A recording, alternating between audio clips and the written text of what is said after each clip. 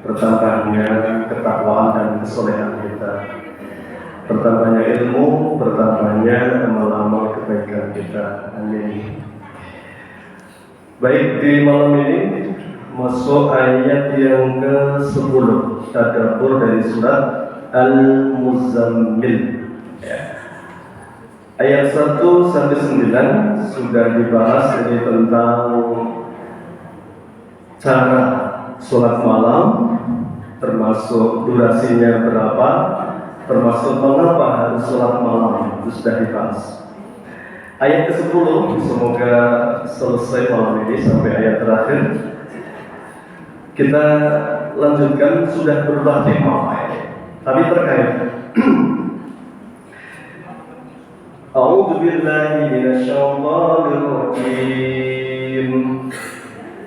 Wasbir 'ala ma yaquluna wahjurhum hajran jamila. Wasbir, dan bersabarlah. 'Ala, atas apa-apa, 'ala ma, atas apa-apa yaquluna, yang dikatakan atau yang berkata mereka. Wahjurhum, dan hijrahilah atau jauhilah mereka, hajran jamila, dengan cara yang baik. Ya. Jadi ayat ini menunjukkan bahwa termasuk fungsi sholat malam ini adalah menguatkan apa? Mental. Ya. Makanya di ayat sebelumnya, inna sanulqi 'alaika qawlan tsaqila. Karena Nabi ini besok menghadapi banyak tantangan dakwah. Ya, dakwah itu mulai dari keluarga alhamdulillah beliau nggak ada, kerabat pamannya Abu siapa yang paling benci sama Nabi, Abu Lahab. Ya, itu musuhnya. Kemudian orang-orang di sekitar beliau. Ya, maka ini tidak mudah. Baru dibully misalnya, beliau dijuluki sahir, majnun, suara, ya, tukang syair, dan berbagai hal yang negatif lainnya. Maka menguatkan mental itu dengan sholat malam. Ya, makanya ayat ini sebagai sebuah gambaran akan apa yang dihadapi Nabi setelah berdakwah, yaitu apa? Wasbir 'ala ma yaqulun. Kenapa disebut 'ala ma yaqulun? Karena pada titik ini ujiannya belum fisik, baru dibully. Baru dikatakan Muhammad gila, jangan percaya, dia ngawur, tukang sihir, dukun, dan lain sebagainya. Belum ada fisik, makanya Allah firmankan sabar terhadap semua yang mereka ucapkan. Wahjurhum hajran jamila, dan jauhilah dengan cara yang cantik, yang baik. Ini Islam ini Pak, kalau dipahami dengan lengkap, ada saatnya Nabi tidak melawan dan membiarkan, ada saatnya Nabi melawan untuk memberi apa? Pelajaran. Nah, makanya nggak selamanya Pak, kalau Nabi dilecehkan itu diam, enggak. Nah, kalau orang Jawa punya pepatah gimana? Lemah terus, Gusti Allah sebalas. Yaitu di masa awal ini Nabi diam. Apa yang merintahkan? Sabar wahai Muhammad terhadap apapun yang mereka katakan. Jangan dilawan, jauhi dengan cara yang baik. Nah ini.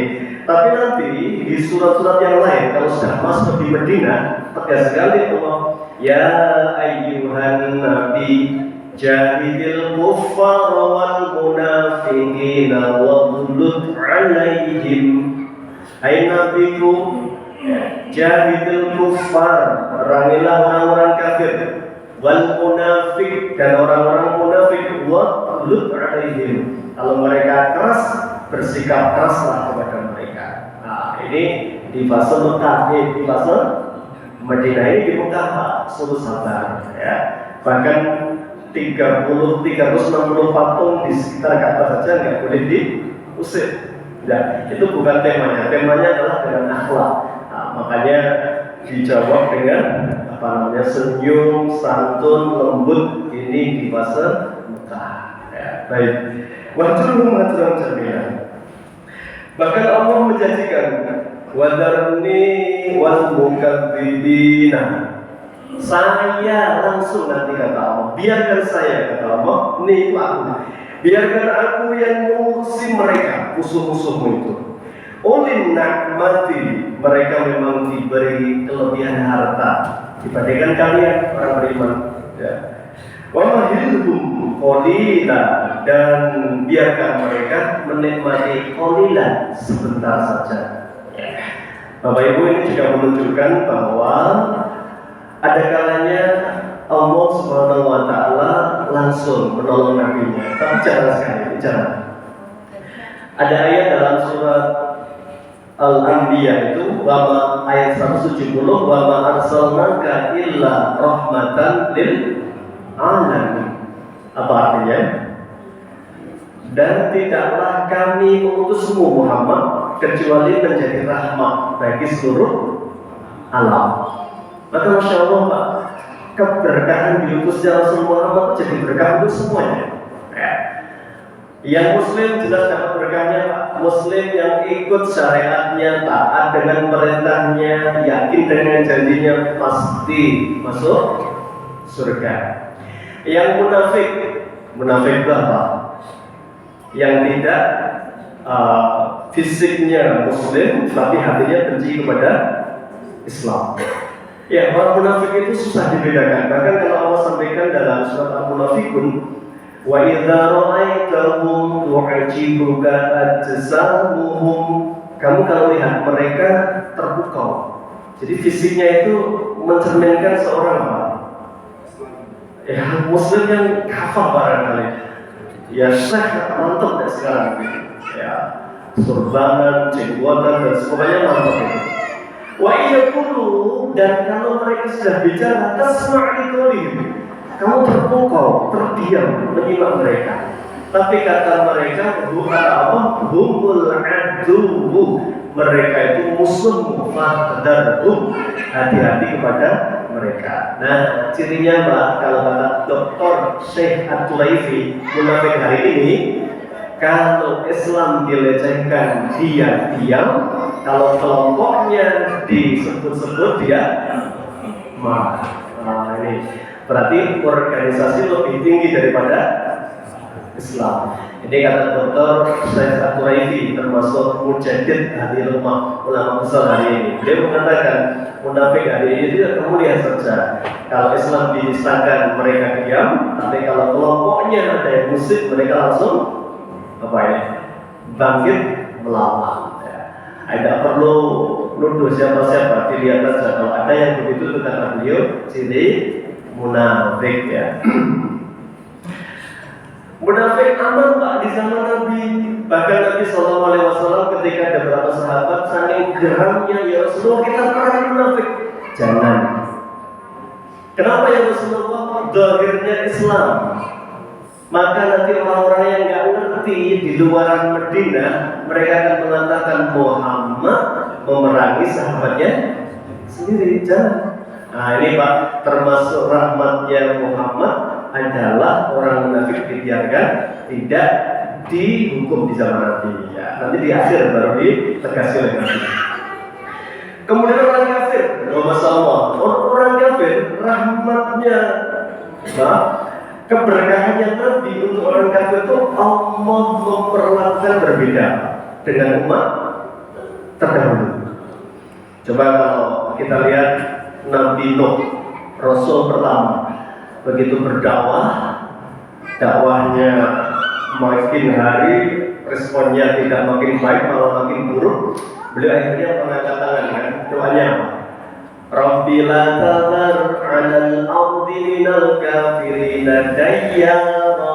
Ya Allah, jangan sisakan satupun orang kafir hidup di muka bumi. Jadi doanya apa ini? Doa apa ya? Sabu jaga, sabu musuh ya. Doanya luar biasa ini. Disebut dalam surat Nuh, nanti dibuka surat Nuh ya. Rabbi ya Allah la tadhar, jangan kau biarkan satupun orang kafir hidup di muka bumi. Maka Masya Allah, ketika Allah kabulkan doanya itu gak pakai lama kan, beliau berdoa kemudian menurunkan tangannya, langit petirnya menyambar-nyambar, lautan meluap dari bukit sumber mata air memancar dengan derasnya, semua atas, bawah, kanan, kiri, akhirnya terjadi banjir yang sangat besar sekali berpekan-pekan itu. Semuanya mati kecuali yang naik bahtera.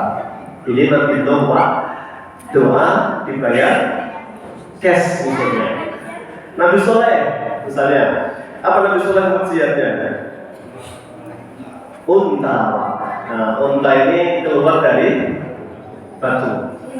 Mujiatnya begitu Pak. Wajah kaumi, wahai kaumku, ini mujizat dari Allah. Unta keluar dari batu. Kalau dia makan jangan kamu ganggu, kalau dia minum biarkan, jangan kamu halangi. Maka mereka malah ngeyel Pak. Ngeyel, nantang. Yuk buktikan kalau benar soleh itu memang Nabi, kita bunuh saja unta ini. Kita tunggu aja apa. Begitu dibunuh Pak, nggak pakai lama kan? Allah langsung kirim azab kan? Mereka ditimpa petir kan, mati semua satu kampung itu. Ya, satu kampungnya Nabi Soleh. Ya. Nabi Lut, apa nasihatnya Nabi Lut? LGBT ya Pak. Jadi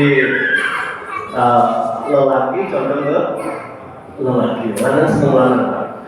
Maka begitu didakwahi tidak manut, ya, didakwahi malah membantah. Bahkan Nabi Lut itu saking-sakingnya ingin menormalkan fitrah lelaki di zamannya itu sampai dia tawari, "Hal ibadati, ini adalah anakku, perempuan nikahi saja anakku."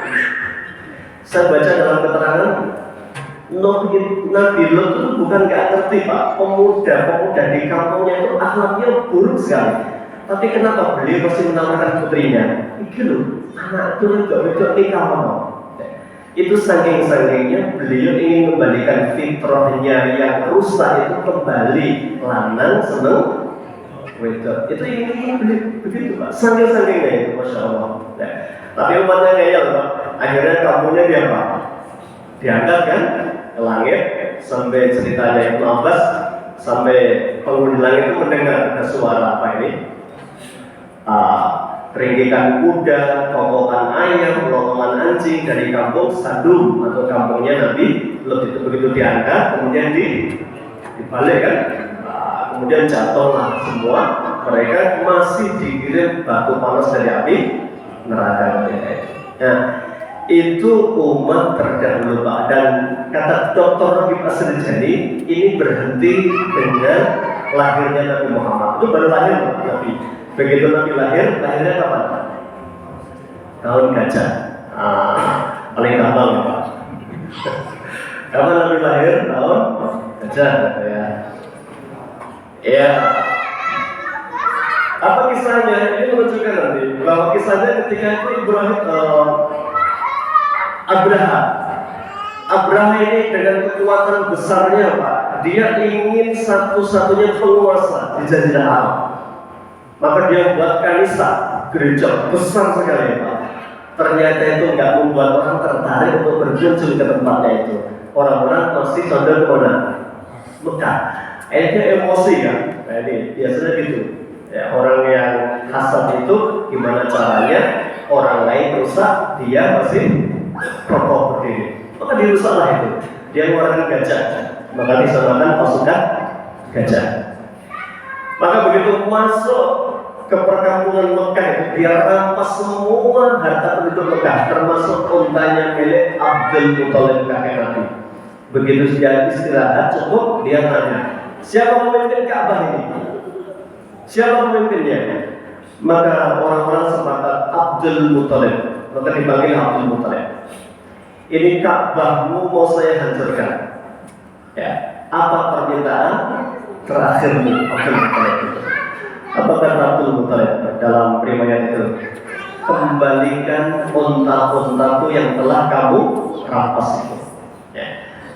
Maka Abraham itu mengatakan, saya tadinya menduga kamu ini orang yang berwibawa. Ka'bahmu mau saya hancurkan, saya menduga kamu akan ngomong, tolong jangan hancurkan Ka'bah kami, atau minimal kamu akan kerahkan pasukan bela Ka'bah. Kenapa justru kamu mikirkan apa? Untamu, picik sekali kamu Abdul Muthalib. Apa kata Abdul Muthalib? Inna lihadil Ka'bah Rabban yahmiha. Sungguh Ka'bah ini miliknya Allah, Rob yang akan menjaganya. Adapun unta adalah milikku, kembalikan milikku. Maka dia perintahkan kepada penduduk Ka'bah, wahai penduduk Ka'bah, pergi kosongkan Ka'bah, kosongkan Mekah. Tidak perlu apa? Buat barikade, tidak perlu. Allah yang akan melindungi Ka'bah ini nanti. Nah, maka betul Pak. Akhirnya Pak, menyingkirlah semua orang-orang Mekah itu.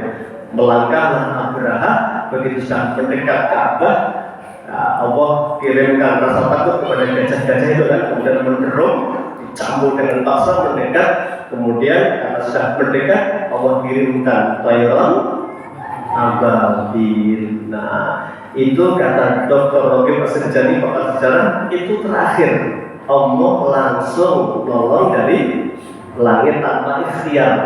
Nah, kan kabur apa ini? Abdul Muthalib. Nah ini. Nah di zaman Rasul SAW ini semuanya memerlukan ikhtiar. Nah disinilah justru Allah ingin meraih, ingin melihat banyak siapa saja yang menjadi penolong agamanya, siapa saja yang menjadi pembela agama Allah ketika dilecehkan. Maka Allah mampu nggak Pak kira-kira membinasakan Yahudi langsung? Ya.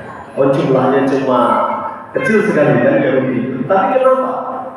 Mereka nggak habis-habis, bahkan semakin luas kekuasaannya, bahkan Muslim semakin terjepit tinggal di jalur Gaza. Kenapa kira-kira?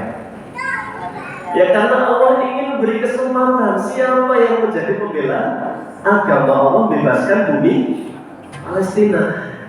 Itu jawabannya.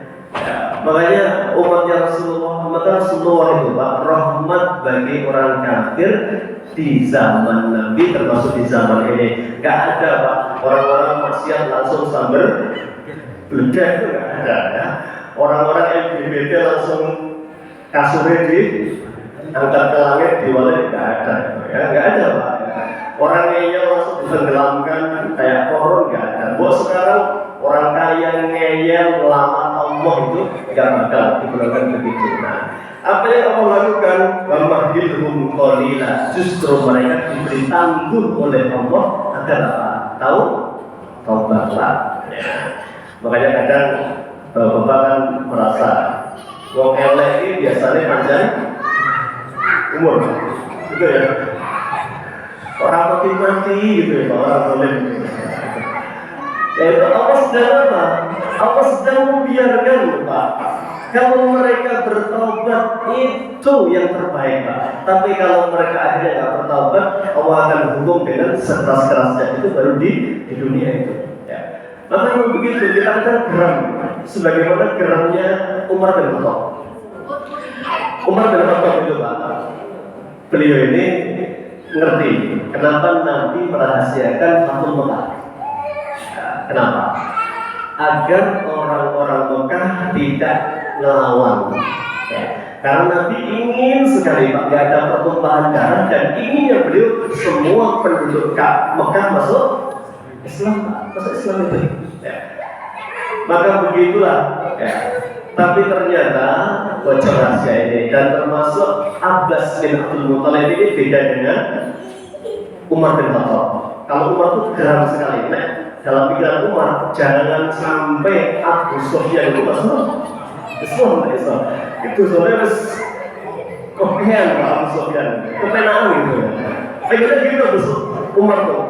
Makanya cepet-cepetan sama siapa? Abbas.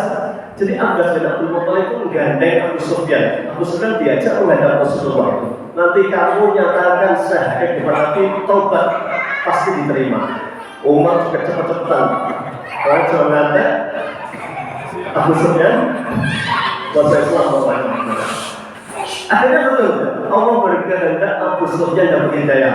Majulah bersama siapa? Abbas itu. Dan nanti di pagi harinya Nabi langsung muliakan Abu Sufyan. Siapa yang masuk rumah Abu Sufyan, dia selamat. Ya, karena Abu Sufyan sudah masuk Islam ketika itu. Begitulah Pak, Allah berikan tangguh kepada orang-orang kafir termasuk hari ini agar mereka tobat. Maka jangan geram sama orang-orang yang melecehkan Islam, mau berdoa itu ya. Doanya pakai doa apa? Doa Nabi Ibrahim atau doanya Nabi Nuh? Ya. Ada dua Pak, ini nanti dikaji di tafsir surat Al-Anfal ya. Jadi Al-Anfal ini menceritakan, memang ada semua ada contohnya Nabi-Nabi itu. Satu hari Umar bin Khattab, Abu Bakar Siddiq dan banyak sahabat diajak rapat sama Nabi. Ya, rapatnya apa? Bicarakan bagaimana menangani tawanan perang Badar. Nabi gelar musyawarah.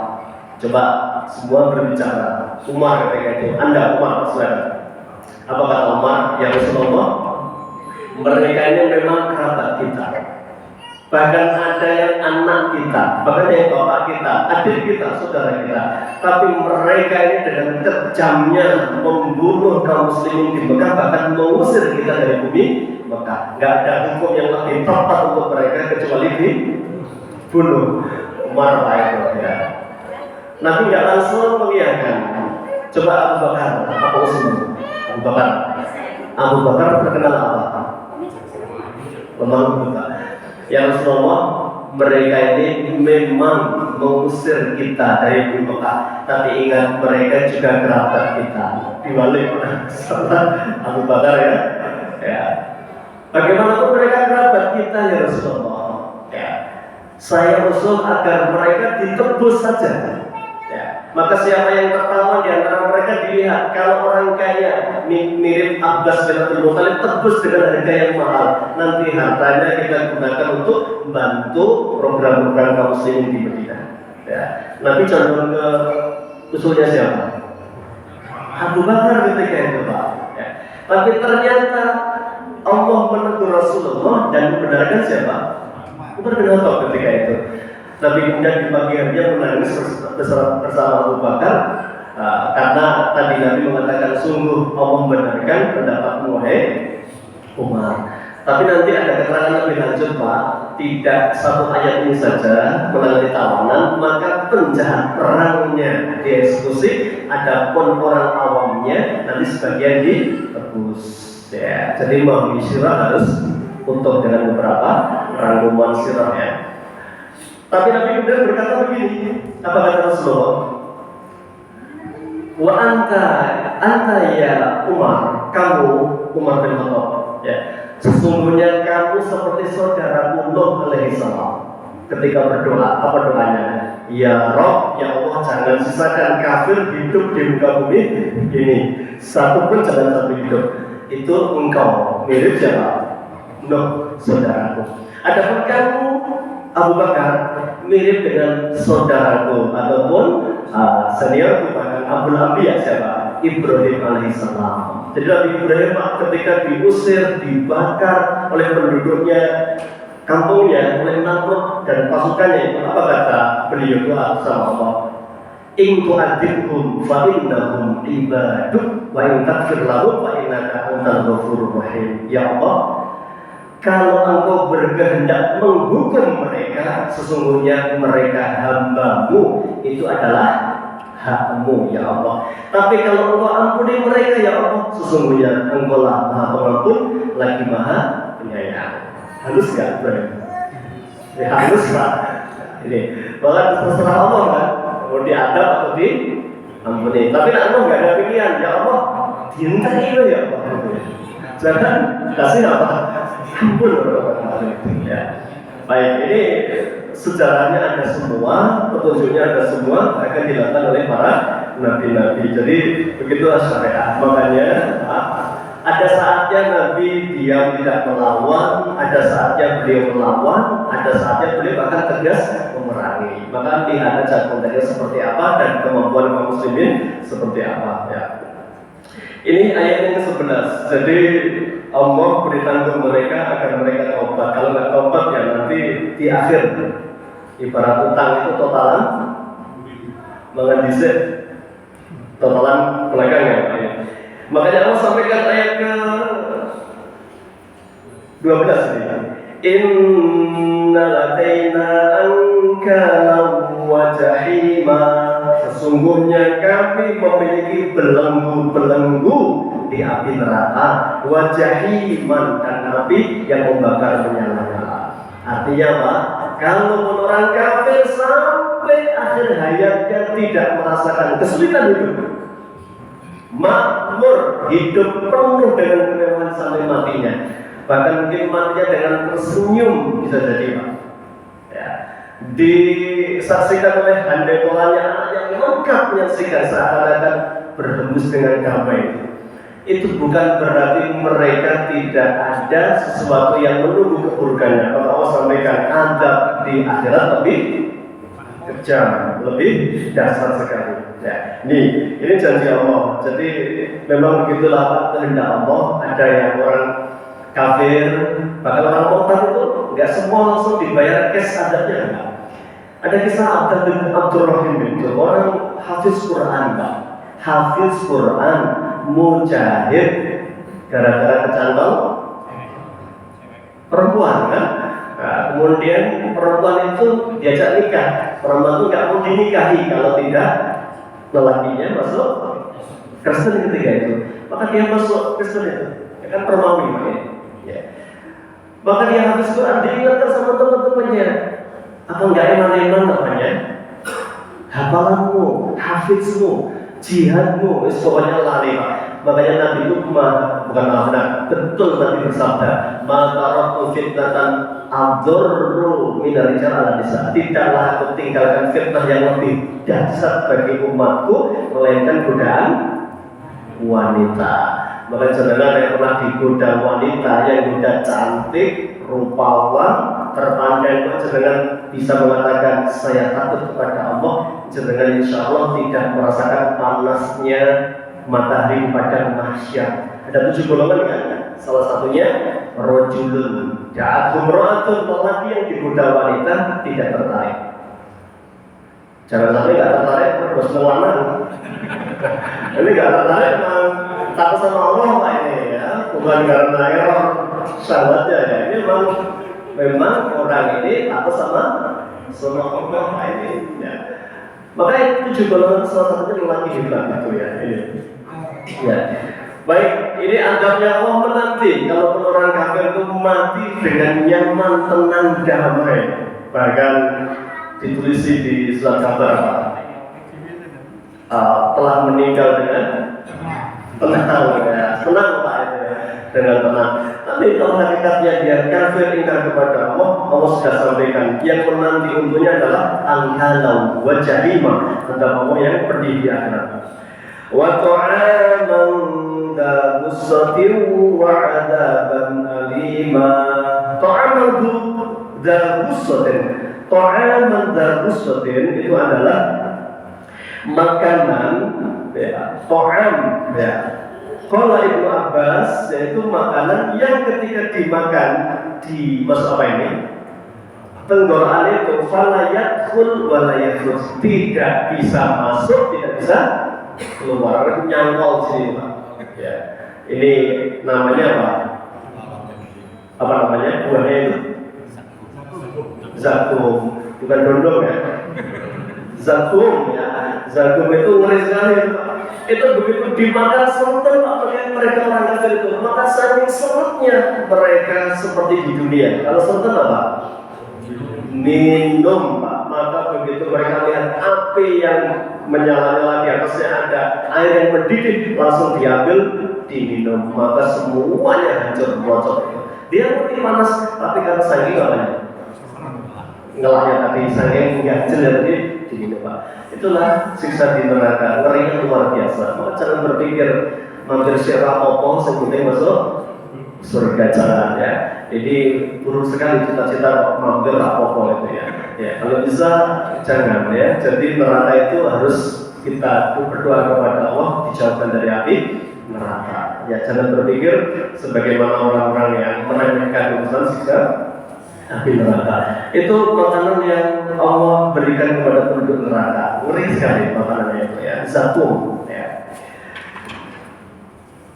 Yauma tarjuful ardu wal jibalu wa kanatil jibalu kathiban mahila. Ayat 14 ini menunjukkan dahsyatnya hari kiamat. Bumi berguncang, gunung copot dari apanya? Pasarnya, bertebaran ya. Wakana tujibalu kathibam mahila. Ini dahsyatnya hari neraka ya. Sampai digambarkan itu anak baru lahir langsung tumpul, rambutnya langsung berubah, saking ngerinya.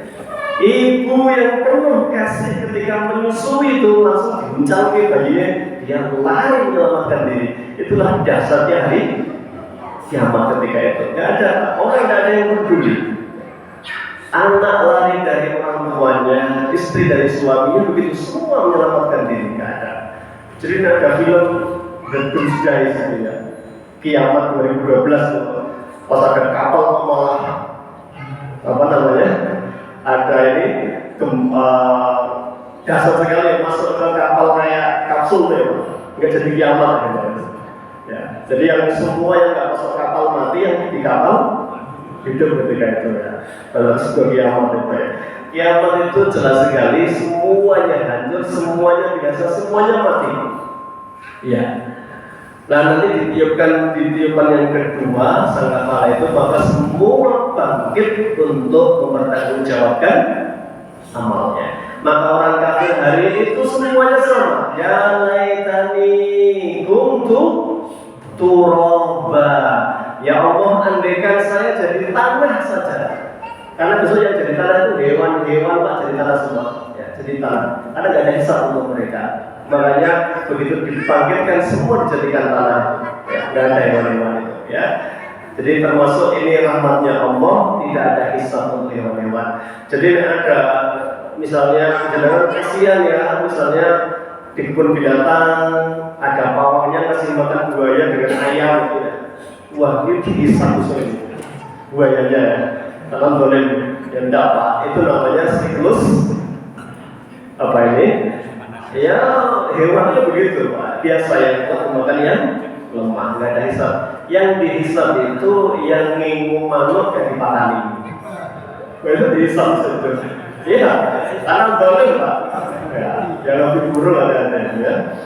Termasuk yang ngingu kucing nggak dipatani itu bisa masuk neraka Pak itu ya. Hati-hati itu. Nah hewan sama hewan nggak ada hisabnya. Besok jadi turoban. Jadi apa? Tanah semua. Manusia yang akan hisab, setiap bertanggung jawabannya ada bertanggung jawabannya. Maka jangan melakukan apapun termasuk kezaliman kepada hewan-hewan ya. Ini ayat yang ke-14 ya. Inna arsalna ilaikum rasulan syahidan alaikum kama arsalna ila fir'auna rasula fa'asa fir'aun rasula fa'akhadnahu akhdan wabila. Ayat 15 dan 16, kenapa Allah kasih contoh untuk orang kafir Mekah itu Fir'aun? Dalam bahasanya dijelaskan karena Fir'aun itu terkenal Pak, sejazirah Arab. Wong Mekah saja mengerti Fir'aun pernah ditenggelamkan. Jadi kisahnya masyhur sampai bumi Mekah ternyata. Makanya ini yang dijadikan contoh oleh Allah. Inna, sesungguhnya kami arsalna, telah mengutus ilaikum, kepada kalian. Siapa? Bangsa Mekah yang diajak bicara termasuk, tapi ini berlaku untuk umum. Sesungguhnya kami telah mengutus kepada kalian. Siapa yang diutus? Rasulan, seorang utusan. Untuk apa? Rasul itu syahidan alaikum, sebagai saksi untuk kalian. Makanya Pak, besok Nabi itu berdiri di hadapan Allah Subhanahu wa Ta'ala jadi saksi untuk umatnya. Ada orang yang mengaku Pak, misalnya mau dianggap itu, dihisab itu, kok dia nggak sholat, kok dia makan yang haram, dia ditanya, kamu nggak ngerti? Kalau sholat wajib, nggak ngerti, kok bisa nggak ngerti? Apa nggak ada yang nyampaikan? Nggak ada yang nyampaikan gitu. Maka termasuk Rasul itu akan ditanya, sudahkah engkau sampaikan kepada Rasulku? Semua akan bersaksi pada Rasul itu sudah. Maka nggak ada yang bisa mengelak itu. Kalau masih ngelak, termasuk bumi nanti bicara. Maka ada ayat, idza zulzilatil ardu zilzalaha wa akhrajatil ardu asqalaha wa qala al-insanu ma laha yawma idzin tuhaddisu akhbaraha. Hari ini bumi bisa bicara. Ya, kenapa? Bi anna rabbaka auhala, karena Allah yang perintahkan. Orang boleh nggak ada yang melihat ketika maksiat, bahkan dia nggak ngaku, padahal malaikat sudah nyatet. Ditanya, maka ini pentingnya hisab itu Pak, antara catatan malaikat sama pengakuan itu dicocokkan itu. Ya, iya itu dicocokkan itu. Ya. Bener, hari ini jam ini kamu maksiat itu. Ya. Dia ngelak, menghayal malaikat mungkin salah, menghayal. Makanya disuruh bicara siapa? Semua bicara. Al-yawma nakhtimu ala afwahihim, mulutnya dikunci rapat-rapat yang bicara. Tangan dan kaki. Ini kalau masih ngelak, bumi nanti suruh bicara sama Allah, dipanggil, baik bumi. Hari ini jam ini di atas semua apa betul dia maksiat? Maka bumi akan bicara, na'am, ya, wahai Allah. Makanya fi anna rabbaka auhala, Allah perintahkan bicara bumi, apa betul dia maksiat di atas bumi? Maka monggo Pak, kalau mau maksiat yang penting tidak di bumi ya Allah. Mau ke Mars, situ ya. Mars, Pluto, kemana ya? Jadi silakan maksiat tapi jangan di buminya Allah, karena bumi besok bersaksi di hadapan Allah bahwa hisabnya berat sekali ketika kita bermaksiat kepada Allah. Lah kenapa Pak kok ada saksi dari Nabi, saksi dari bumi, kesaksian dari anggota tubuh? Ya, Allah ini akan menunjukkan alaihissallahu bi ahkamil hakimin. Allah ingin menunjukkan hakim yang paling adil adalah Allah, tidak langsung main. Ya, anda saja. Ini catatannya elek, merokok, enggak. Panggil satu ditanya, dekat sedang. Makanya orang-orang itu nggak menduga, bahkan berkata, surat Al-Kahfi, melihat dari kitab. Lalu berdiri sendiri terbatas kediratan ila asal. Kitab apa ini? Semua yang aku lakukan tercatat dengan sempurna. Setelah ini, tidak ada yang bisa melakukan, Masya Allah. Ya, baik. Berarti nggak selesai satu pertemuan ya. Masih satu kali insya Allah ayat ke-16 sampai 20. Jadi ayat 20 itu nanti bukan intinya. Ini nasekhnya. Nasekh itu ayat yang menghapus ayat sebelumnya. Karena sebelumnya jenengan wajib tahajud berapa jam? 2/3 malam, separuh malam, 1/3 malam. Ayat 3. A, B, C, tidak ada D Pak. Nanti ayat 20 ini kabar gembira bagi siapa? Bagi yang nggak kuat 2/3, nggak kuat separuh, nggak kuat 1/3. Ya, ini kayaknya kabar gembira bagi kita semua ya. Baik Bapak Ibu, insya Allah sambung pertemuan yang akan datang ayat ke-16 sampai ke-20 insya Allah. Dari rangkaian surat Al-Muzammil. Nanti selesai Al-Muzammil baru pindah surat Al-Qalam insyaallah. Barakallahu fikum, kita cukupkan dulu sampai di sini. Kita tutup dengan kafaratul majlis. Subhanallah Allahumma wa bihamdika asyhadu an la ilaha illa anta astaghfiruka wa atubu ilaik. Assalamualaikum warahmatullahi wabarakatuh.